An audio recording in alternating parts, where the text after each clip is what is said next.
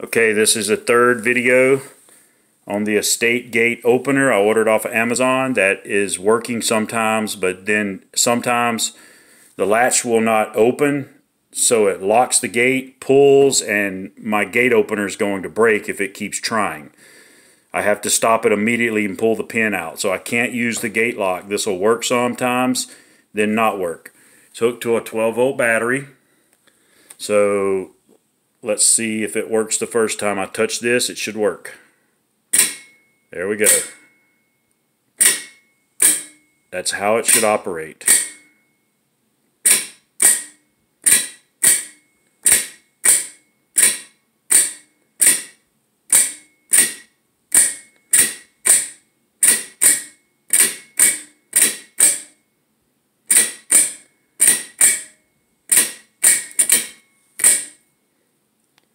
Now if we wiggle this wire a little bit,